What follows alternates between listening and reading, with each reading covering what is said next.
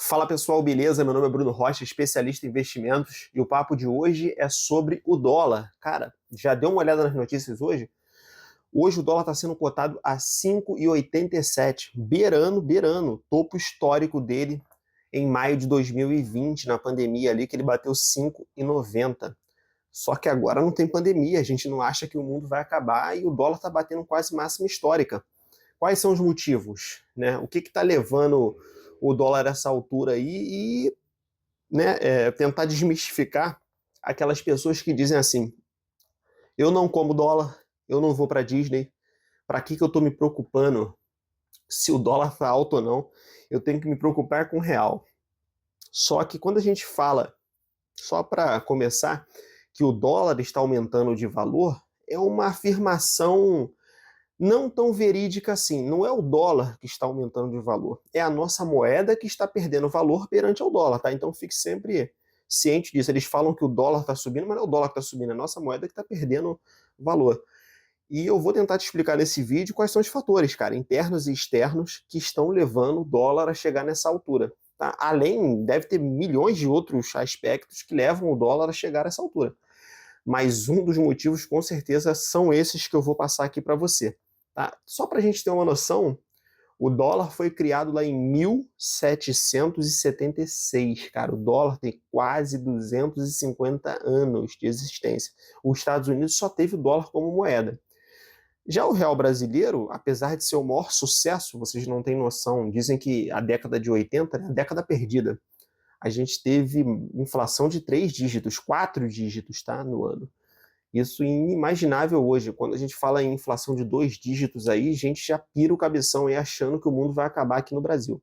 Já foi bem pior, tá? E o real começou lá em 94, ele foi a solução dos nossos problemas, é o que realmente estabilizou a nossa economia. Antes era muito difícil. Antes você via casa, principalmente coisas de alto valor, com o valor em dólar. Por exemplo, você ia comprar um apartamento de frente para a praia no Rio de Janeiro, o valor não era em cruzado, cruzeiro, não era nada disso, era em dólar. Porque se eles botassem nessa moeda, às vezes no mês seguinte o valor da casa já teria deteriorado. Então eles colocavam até em dólar. Então a gente não tem, eu também não estava lá, obviamente, mas a gente não tem a noção do que era o fato das pessoas correrem no supermercado quando recebiam um pagamento para fazer compras. E olha que o remarcador estava ali atrás ali. Né? Quem não lembra dos fiscais do Sarney, né? Se o mercado aumentasse muito o valor, porque ele congelou os preços, a gente sabe que isso dá errado há mais de 5.000 anos, mas ele tentou fazer isso para tentar inovar, deu errado, o mercado era fechado se ele aumentasse os preços. Então, assim, as coisas são complicadas quando o dólar sobe, tá? Quando a moeda não tem estabilidade. Então, eu vou te passar aqui alguns fatores aqui. E só por curiosidade, já ia me esquecendo, o Brasil já teve mais de 9 moedas. Isso só no século XX. 9 moedas só no século XX, tá? Então, não dá para comparar com o dólar, mas nós somos um país emergente ainda, que tem muito para melhorar. E o dólar, ele vai chegar a R$ 6, tá? Eu quero que você entenda isso. Ele vai chegar a 6, ele vai chegar a 7, a gente só não sabe quando, tá? Só que o diferencial de taxa de juros, a gente cresce, a nossa taxa de juros aqui no país, a nossa taxa de crescimento aqui no país é de 3%. Eles crescem a 5, 6, então, até mais às vezes. Então, assim, isso vai fazendo com que a nossa economia fique mais fraca e a dele mais forte, e eles crescem mais que a gente, a moeda deles se valoriza mais que a nossa. Então é questão de tempo, diferencial de inflação, né? A nossa banda de inflação aqui vai de 3 a 4,5, que é o teto. Hoje está em 4,42. A meta de inflação americana é de 2%. Então quer dizer o quê? Que a moeda deles se desvaloriza mais devagar do que a nossa. A moeda deles se desvaloriza na teoria em 2%, a nossa em 4,5%. Então, assim, o dólar vai chegar até R$ 10, tá? A gente só não sabe quando, mas pode ser um processo mais demorado, né? Só esse ano aí o dólar subiu mais de 20% perante o real. Então isso aí acaba com a nossa saúde mental, isso aí. Muita gente sofre muito, o mercado não dá mais para comprar nada. Alguns cenários externos também, eu vou começar com os cenários externos, porque o dólar está tão alto, e depois eu vou para os internos, tá? Entenda, isso aqui não tem nenhuma visão política tá? Eu vou te passar dados, o canal é econômico. Não estou aqui para falar mal de político A, político B, tá? O intuito aqui é a parte econômica, tá? Vamos começar com a parte externa, né? Os Estados Unidos ele está aumentando muito a taxa de juros deles, chegou a 5,25 a banda, 5,5, porque lá eles trabalham em banda, não é igual a nossa aqui que a Selic é 11.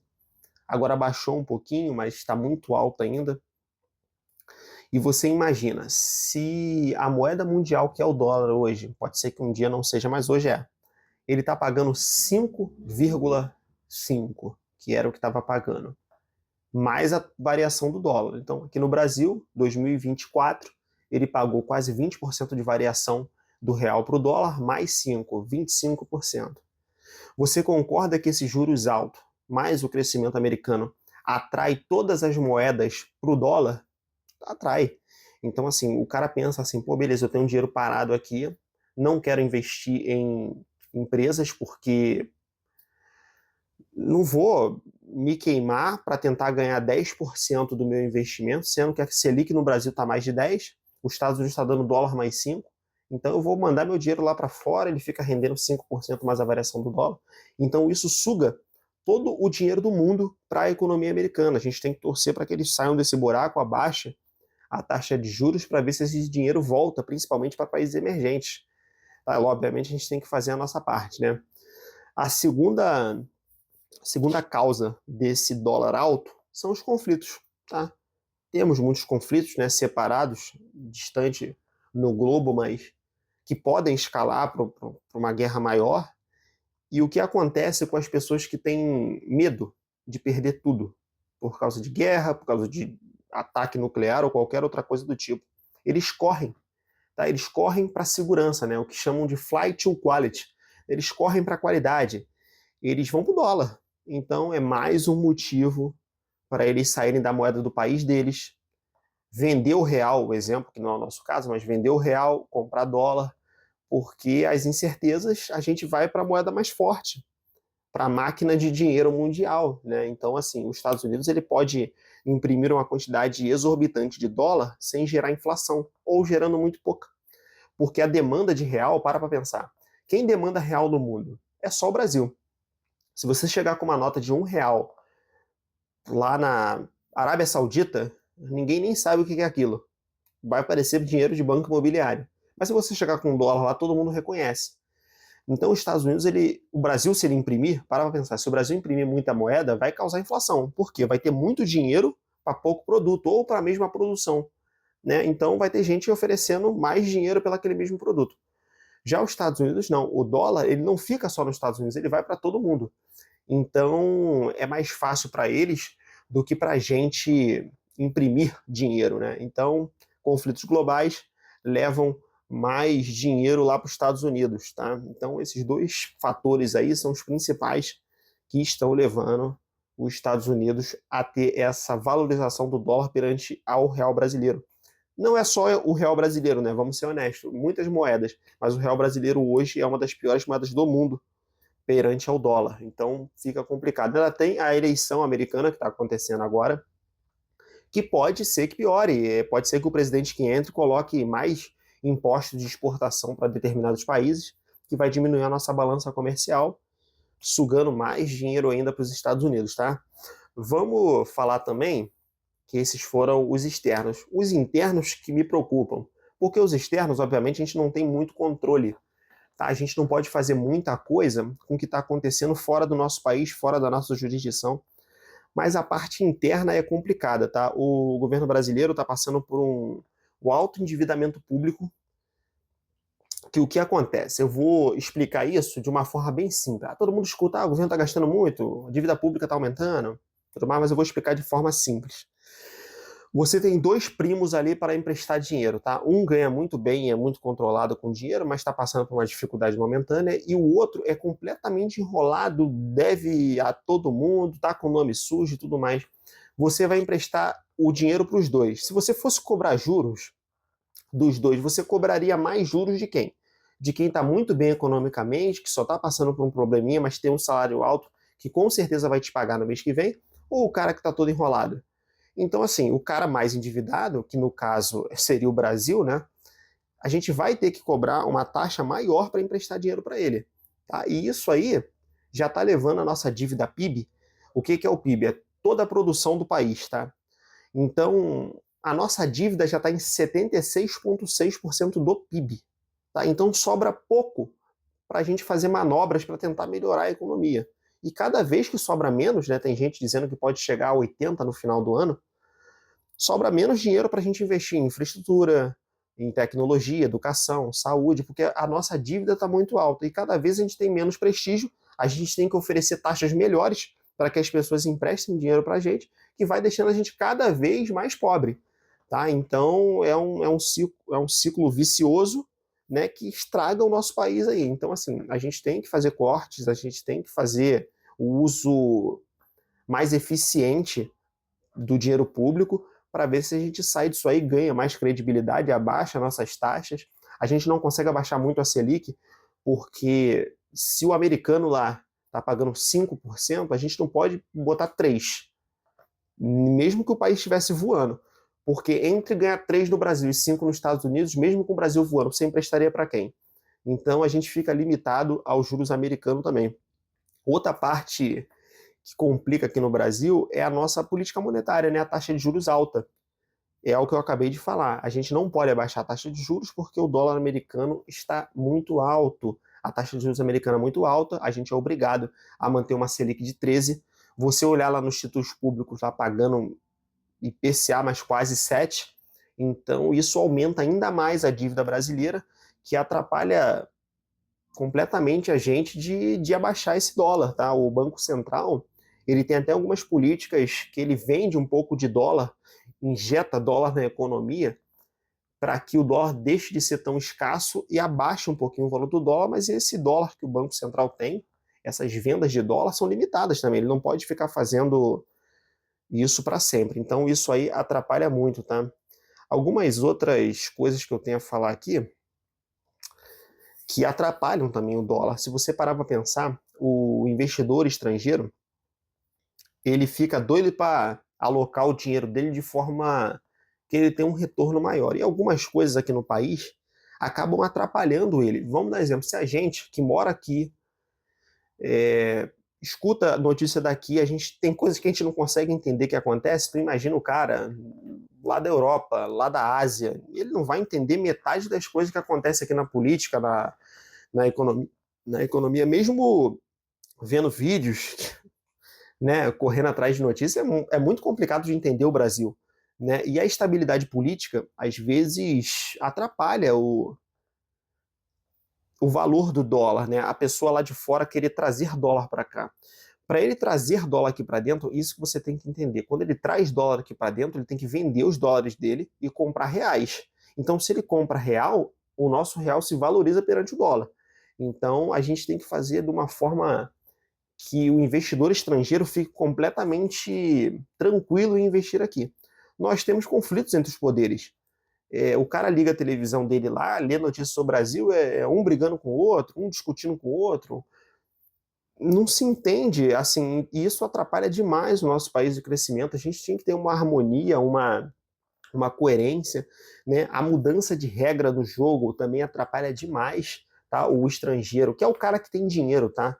40% da nossa bolsa aí, ela é de dinheiro estrangeiro. Apesar de você achar que só brasileiro investe aqui, 40% é dinheiro estrangeiro. Então, quando o cara tira dinheiro daqui, quando o cara bota dinheiro aqui, a nossa bolsa sobe, nossa bolsa desce, e a bolsa sendo valorizada, valoriza todo o país, né? Um fundo imobiliário que é valorizado, que faz uma nova subscrição, ele pode comprar um novo galpão logístico, fomentar a economia, contratar um monte de gente. Só que se o estrangeiro tiver dúvida no que está acontecendo aqui, se a regra do jogo era pagar 15%, a gente vai mudar para 30%, ele não vem, ele não sabe o que vai acontecer, ele vai colocar o dinheiro dele aqui para sabe Deus o que acontecer. Então, isso aí a gente teria que dar uma melhorada, porque senão a gente vai desandar de vez, o dólar vai bater R$ 10 daqui a pouco aí, daqui a alguns anos, e o nosso poder de compra cada vez vai ficando menor, né? Tem um ETF nos Estados Unidos, o EWZ, né, que é a Bolsa Brasileira em dólar, né? Ele não alcança a máxima histórica, lembrando que tem inflação, tudo isso, desde 2008, na crise do subprime. Então, assim, o Brasil continua estagnado desde 2008 em dólar. Então é muito complicado isso. Vamos ver se eles tomam alguma atitude. Eu espero que o dólar acalme um pouco. Ele nunca sobe né, de uma vez só. Ele, como qualquer ativo, ele sobe e desce. Vamos ver se ele dá uma acalmada aí. E eu te digo da importância de você investir no exterior agora.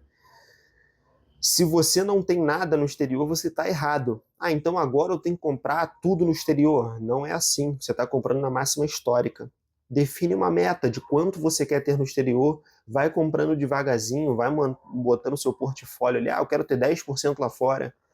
Ah, eu não tenho medo de ter dinheiro diretamente lá fora.